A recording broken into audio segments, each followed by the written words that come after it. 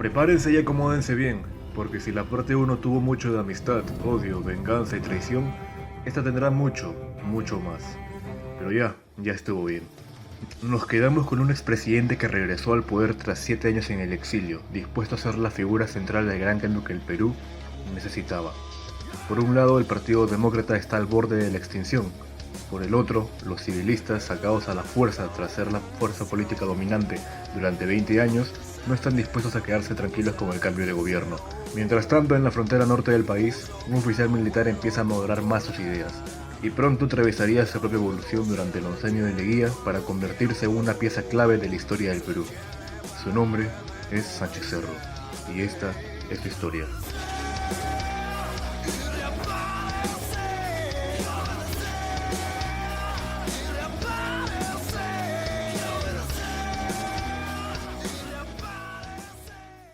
El 4 de julio de 1919, Leguía salía de su casa rumbo Palacio de Gobierno entre un multitudinario clamor popular. El apoyo de la gente era evidente. Con el presidente Pardo y el Congreso sacados a la fuerza, solo un coronel, Samuel de Alcázar, estaba dispuesto a luchar para reponer a Pardo en el poder. Marchó con el batallón número 5 de infantería rumbo al Palacio de Gobierno, dividiendo sus fuerzas en todos los jirones.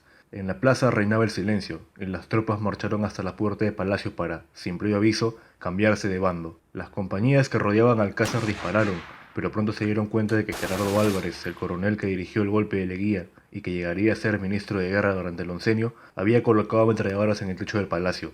La batalla estaba perdida, y Alcázar se rindió y aceptó ser tomado como prisionero.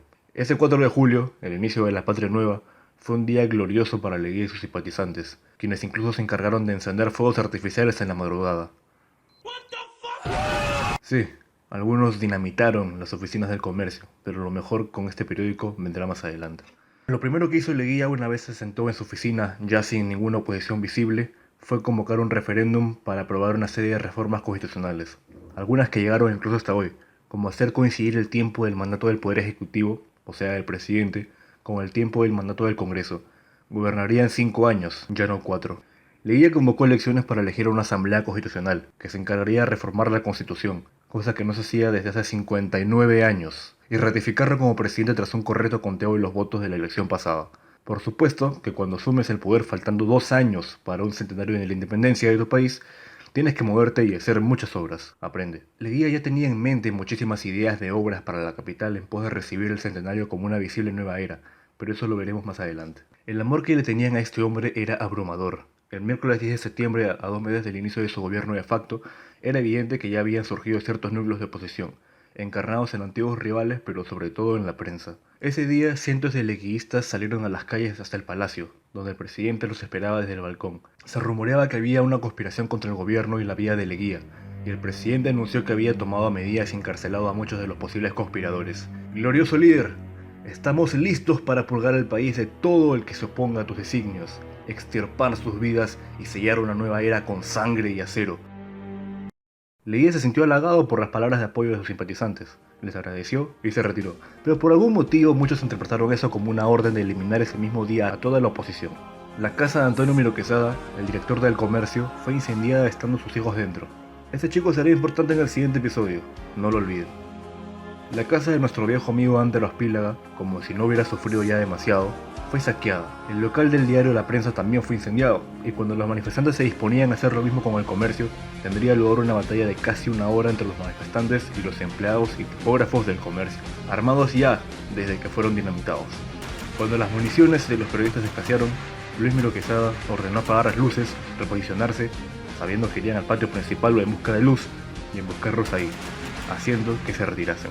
Esa misma noche, cuando acabaron los disturbios, una comisión mandada por Leguía fue al escenario de la batalla a disculparse y ofrecer todo género de garantías, pero la desconfianza ya estaba sembrada. Eran tiempos violentos y muy agitados, está claro, y Sánchez Cerro lo sabía. A los pocos días del golpe de Leguía había empezado a conspirar en Iquitos con Cervantes, pero eso no salió muy bien, y lograron desistir a tiempo.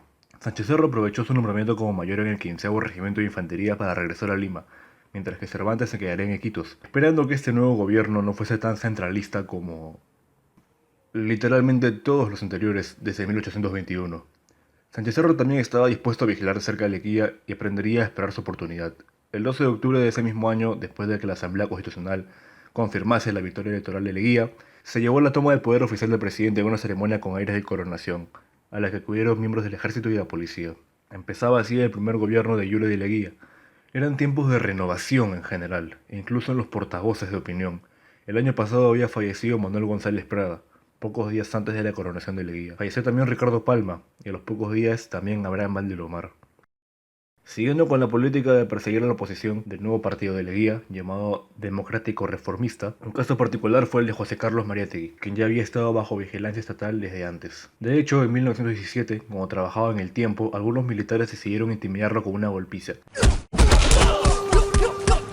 Al pobre lo encontraron en el trabajo y lo masacraron. Un teniente en particular lo azotó hasta que cayó al suelo. El suceso fue un escándalo y el jefe del Estado Mayor del Ejército, Manuel María Ponce Pruset, nombre importante que veremos otra vez más adelante, se vio obligado a renunciar por la presión mediática. Si algo le concedió a Mariátegui es que al menos se atrevió a retar al teniente que lo azotó a un duelo a muerte y con sable. Duelo que obviamente iba a perder, pero que al final no se dio. Es una lástima, porque de haber ocurrido quizá nos hubiésemos ahorrado demasiado.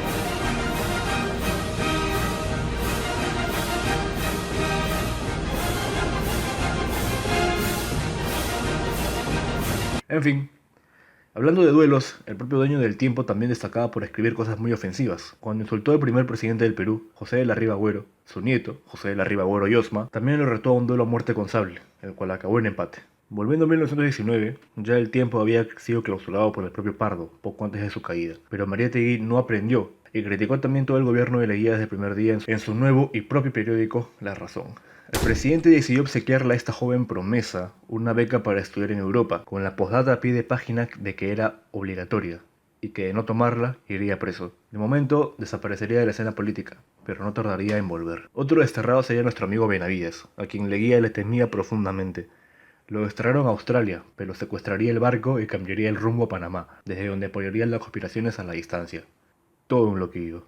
Y así, mientras una oposición era erradicada, otra se desintegraba sola. Mencionamos a José de la Riva Agüero, quien fundó en su momento el Partido Nacional Democrático, conocido popularmente como el Partido Futurista, que si bien nunca presentó candidatos propios a ninguna elección, sí apoyó públicamente la candidatura del presidente civilista José Pardo. Durante el primer mandato de Leguía, en 1911, Riva Agüero fue apresado por sus publicaciones, lo que dio origen a la primera, de muchas, protesta estudiantil de San Marcos.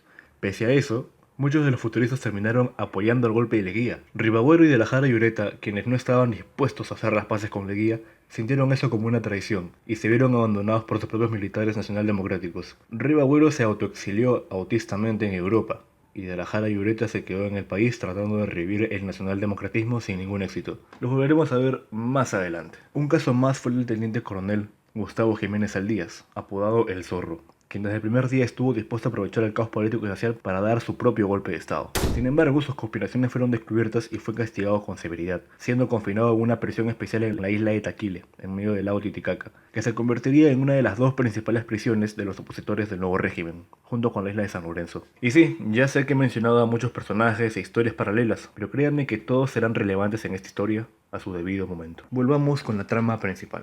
La nueva constitución entró en vigencia en 1920, llena de nuevas ideas de las cuales no todas tuvieron la aplicación práctica prevista. Durante las sesiones de la Asamblea, Javier Prado insistió en la importancia de que las nuevas leyes protegiesen al indígena y al mestizo de provincia, históricamente olvidado y dejado de lado. Gracias a esto, por primera vez, la Constitución reconoció la existencia legal de las comunidades indígenas y se aprobó la creación de una revolucionaria idea a favor del descentralismo. Dividir al país en 3 segmentos, cada uno con su propio Congreso regional, que tomaría sus propias decisiones y se las comunicaría al gobierno central para su ejecución. La idea era fantástica, pero las sesiones de los nuevos congresos regionales no tardaron en entrar en conflicto de facultades con el Congreso principal en Lima. De la confusión se llegó a la constante contradicción, y finalmente al desuso. El gobierno de Leguía no intentaría reparar esta situación, porque los planes del presidente eran otros. Y cierto, durante las sesiones en la asamblea también se propuso incluir el voto femenino, idea fuertemente impulsada por la feminista Zoila Aurora Cáceres, la hija de Andrés Severino Cáceres. Pero básicamente ignoraron la medida. Continuemos. Cuando faltaban pocos días para el centenario, siendo el día 3 de julio de 1921, casualmente un día antes de cumplirse 2 años desde su golpe de estado, alguien le prendió fuego al Palacio de Gobierno. El accidente fue desastroso, descubriendo Leguía que se trataba de un intento de asesinato contra él, ya que descubrió que una explosión se produjo debajo de uno de los salones que más concurría. Pero lo peor fue la pérdida de innumerables cuadros famosos, retratos antiquísimos de virreyes, muebles y documentos de incalculable valor, Leguía estaba consternado. ¿Quién podría detestarlo tanto, detestar tanto todo el esfuerzo vertido? ¿Quién podría ser capaz de no creer en lo absoluto en el progreso del país, como para estar dispuesto a interrumpirlos por aversiones políticas y, por supuesto? Ordenó la reconstrucción en tiempo récord del palacio. Nada ni nadie podía detenerlo de llevar a cabo su obra. Leguía sabía que un buen gobierno con una mala imagen es tan inútil como un mal gobierno con una buena. Si algo se le puede reconocer es que toda su aversión a la posición no fue porque le gustase el poder o fuese un ególatra, como algunos creen hasta hoy, sino porque creía realmente en la necesidad de llevar a cabo su proyecto sin estorbos para el bien del país. Sabía la importancia de un liderazgo claro y definido, no le temía el protagonismo, entendía la necesidad de actuar como un cohesionador social, algo que en el futuro Sánchez Cerro también aplicaría. El 27 de julio se inauguró la Plaza San Martín en una gran ceremonia. Leguía tenía una percepción muy propia de la historia, totalmente integracionista, tanto del periodo inca, el virreinal y republicano. Consideraba que la república era la continuación histórica del virreinato, su hija, por lo mismo que celebraba la independencia, hablando al mismo tiempo de la importancia del legado español en el Perú. Y pese a que este pasado era nuestro más grande legado, ahora era nuestro turno. Llegaron 16 embajadas y 13 misiones de un total de 29 países para las celebraciones, así como una nueva misión francesa. Leguía dio cientos de discursos públicos y banquetes. Por primera vez los limeños vieron sus calles iluminadas no por faroles solitarios y tenues, sino por espectáculos lumínicos en sus principales edificios. Se construyeron varios monumentos a Leguía en todo Lima, así como otros financiados a modo de regalo por otros países, como la Torre del Parque Universitario de los alemanes, el Arco del Triunfo de los españoles, un monumento a Washington de los norteamericanos, la estatua de Manco Cápac de los japoneses, una fuente de bronce de los chinos, un museo de arte de los italianos y muchas más. Mandó hacer muchísimas calles, como las calles del Progreso y la Unión, que conectaban el centro con el Callao, y la avenida de Leguía, que conectaba el centro con Miraflores, y pavimentó todas las demás. Se modernizó totalmente el puerto del Callao, se expandió masivamente el servicio de tranvías, se ordenó la construcción del Gran Parque de la Reserva, así como otros parques, malecones, arcos del triunfo y alamedas, nuevas urbanizaciones, ya no rurales, sino con todos los servicios modernos de agua, luz y desagüe, el Banco Central de la Reserva, el Hospital del Niño, el Instituto Nacional del Cáncer, el Ministerio de Fomento de Obras Públicas, el Teatro Municipal, la Plaza 2 de Mayo, el Hotel Bolívar, las embajadas de Argentina y Venezuela, el Museo de la Breña, actualmente la Sociedad de Fundadores de la Independencia, en la que se le ve a él mismo inmortalizado en el mosaico. La ciudad estaba cambiando. Realmente cambiando. Eran días verdaderamente gloriosos en Lima, y parecía que el futuro era perfecto. Mientras tanto, en provincia... Sí, la exclusiva atención a la capital dada durante 2 años no era bien recibida por los provincianos. Para empeorar las cosas, Leguía sí había dispuesto una obra a nivel nacional, la construcción de una gran red de carreteras interprovinciales que se construirían con la polémica ley de conscripción vial, dada el año pasado, bajo la cual todo hombre entre 18 y 60 años estaba obligado a prestar servicio durante 6 a 12 días al año a la construcción de carreteras como mano de obra gratuita. La única forma de exonerarse del servicio era pagando, por lo que es obvio que los hombres pobres llegaron a ser los principales obligados a ese tipo de trabajo. Lo peor es que las carreteras ni siquiera estaban pensadas para acelerar el progreso de las provincias, sino para únicamente acelerar la extracción de sus recursos y materias primas. En Iquitos nos quedamos con el capitán Guillermo Cervantes, el amigo de Sánchez Cerro. Asqueado por la política centralista de Leguía y cansado por cumplirse 100 años de total abandono de su provincia, decidió proclamar un autogobierno que tomase sus propias decisiones prácticas, sin la necesidad de esperar la iniciativa del gobierno central. Cuando corrió el rumor, muy acertado por cierto, de que Leguía incluso pensaba hacer un tratado con los colombianos para regalar la zona del trapecio amazónico sin pelear en lo más mínimo, la traición estaba consumada. Recordemos que él y Sánchez Cerro estuvieron al borde de enfrentarse con los colombianos en esos territorios en el pasado, precisamente defendiendo lo que consideraban legítimamente parte del Perú. La mañana del 5 de agosto de 1921, Guillermo Cervantes proclamó la existencia del Estado Federal, dejando en claro que no rompería con la unidad del país y seguiría obedeciendo lo que dijese el gobierno central, en tanto éste reconociese la existencia del Estado Federal. La respuesta de Leguía llegó a los pocos días, y ya sabemos la postura de Leguía contra toda oposición. La respuesta fue muy simple: enviar 2 regimientos de infantería para acabar con la revolución, sofocarla a sangre y fuego.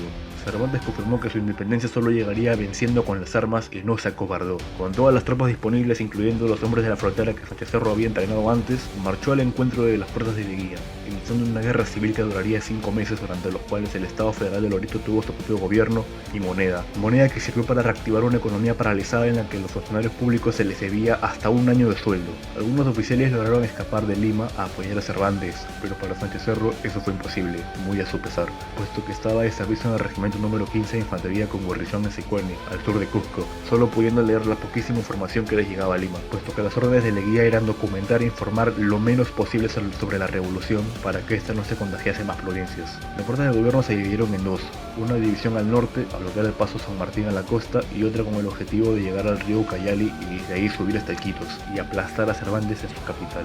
En el norte se tuvo éxito, montando una defensa que los revolucionarios no lograron romper, pero en la selva el panorama era incierto.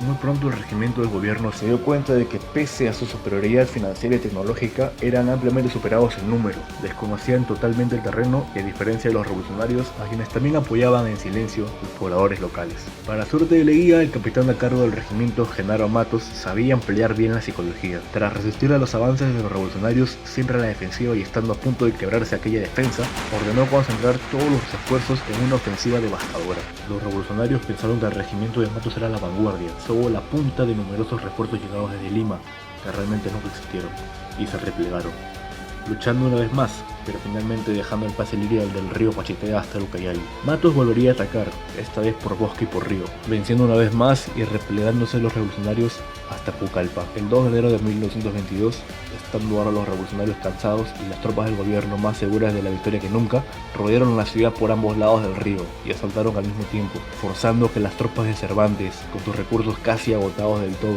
y tácticamente superados, se retirasen tras un breve combate. Iquitos caería el 13 de enero, desapareciendo casi toda la información sobre la campaña y llegando a Lima un simple telegrama informando de la victoria, siendo los detalles un secreto que solo se le comunicarían al presidente en privado.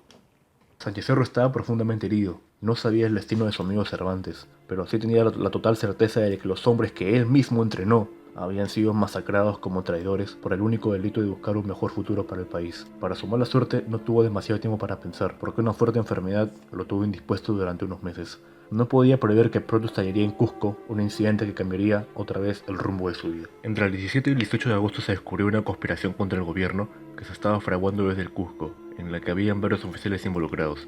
No se saben los detalles y todo ocurrió demasiado rápido como para poder esclarecerlos. Y es difícil determinar qué tanto participó realmente Sánchez Cerro en este osado movimiento, pero sea como fuese, cuando estalló el enfrentamiento y la conspiración fue aplastada a la fuerza por los soldados fieles a Leguía, Sánchez Cerro yacía en el suelo herido de un impacto de bala. En Lima se dijo que el incidente se debió a un conflicto interno de los militares que nada tenía que ver con lo político. Sin embargo, se dispuso que todos los oficiales participantes, e incluso los coincidentemente cercanos como Sánchez Cerro, fueran dados de baja y encarcelados en la prisión de la isla de Taquile. El año para Sánchez Cerro llegó a su fin con él encarcelado y un destino incierto. Mientras tanto en Lima, ya a principios de 1923, se empezaba a debatir la reelección de Leguía. Uno de los principales opositores era un personaje que ya hemos mencionado vagamente antes, David Samanes Ocampo. Este hombre era actualmente un desilusionado resignado, pero en su momento había sido un legendario montonero que luchó con Pierola para derrocar a Benito Cáceres en 1895, y había también hecho otra épica revolución contra el primer gobierno de Leguía en 1909, siendo aplastado en una batalla irónicamente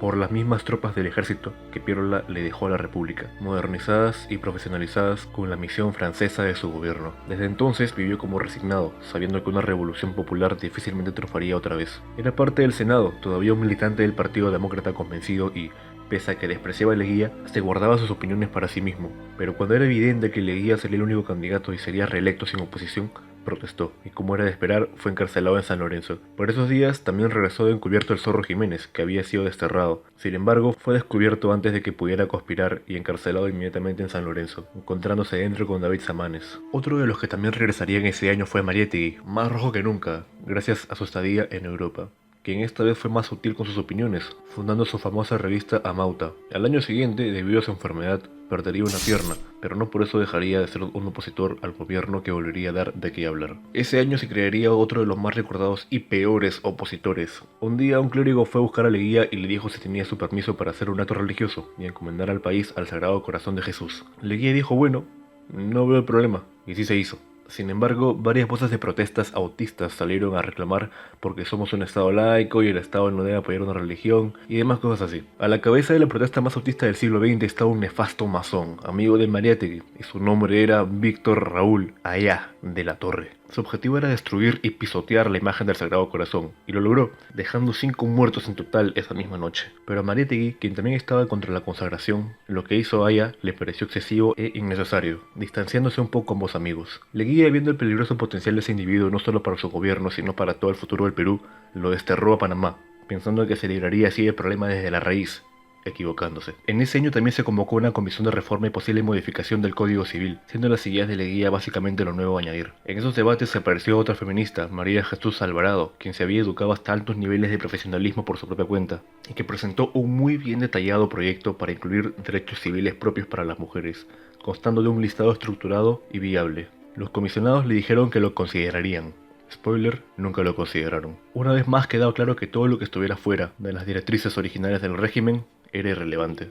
El 10 de octubre, el mariscal Andrés Avelino Cáceres exhalaría su último aliento en su casa en Ancón, a la longeva edad de 90 años. Tras participar activamente en los principales sucesos de la historia peruana, se retiraba de la escena dejando espacio a nuevos héroes y esperando que su historia más grande jamás contada se conociese algún día. Sánchez Cerro, tras casi medio año de prisión, había sido liberado pero prohibido de servir en el ejército. Como no tenía demasiado dinero que digamos y todavía perplejo por los acontecimientos del pasado, se dedicó a tener una vida tranquila y alejada de todo, fabricando y vendiendo carbón vegetal.